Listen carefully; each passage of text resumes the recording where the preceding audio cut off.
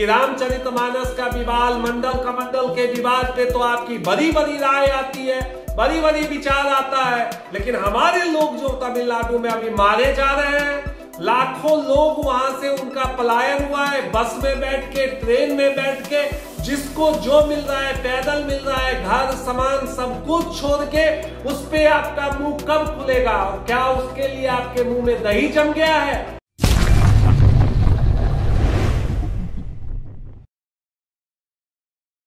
देखिए, वर्तमान में जो बिहार सरकार है वो मिथिला के लोगों को दोयम दर्जे की नागरिक मानती है।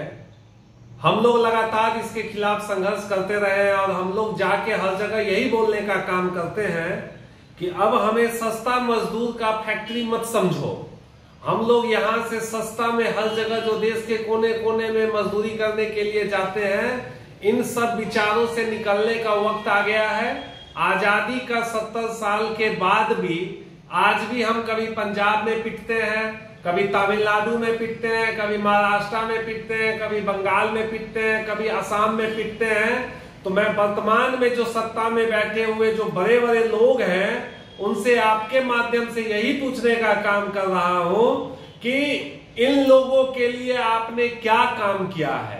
जाति पाति धर्म की राजनीति में हमेशा हम लोगों को अटकाए रहते हैं, भटकाए रहते हैं, लगातार विभिन्न तरह की बातें बोलते रहते हैं। लेकिन जब तमिलनाडु में, महाराष्ट्र में, पंजाब में हमारे मजदूर भाइयों पे अत्याचार होता है, तब आपकी मुंह क्यों बंद हो जाती है? तब आप कुछ क्यों नहीं बोलते? सुबह में अखबार उठा रहा था, हमारे मुख्यमंत्री जी का एक निराला शब्द है, मैं तो जानता ही नहीं, मुझे तो कोई जानकारी ही नहीं है, मुझे तो कोई पता ही नहीं है। इससे आज शुरुआत हुई है। पिछले 4 दिनों से लगातार हम लोग इसके खिलाफ आवाज उठा रहे हैं और हमने देखा है, हमने अपने आंखों से देखा है कि जब बिहारी मजदूरों को, मैथिल मजदूरों को तमिलनाडु में पीटा जा रहा था, कुल्हाड़ियों से उनके हाथों की उंगलियों को काटा जा रहा था, तब हमारे जो उप मुख्यमंत्री तेजस्वी यादव जी है वो वहां के मुख्यमंत्री जी के जन्मदिन मना रहे थे। मैं तो तेजस्वी यादव जी से भी पूछना चाहता हूं कि किस हैसियत से हमारे लोगों को वो लोग, हमारे लोगों पे वो लोग अत्याचार कर रहे हैं और आप वहां पे जन्मदिन जाके मनाते हैं, आप वहां पे प्रश्न नहीं करते हैं।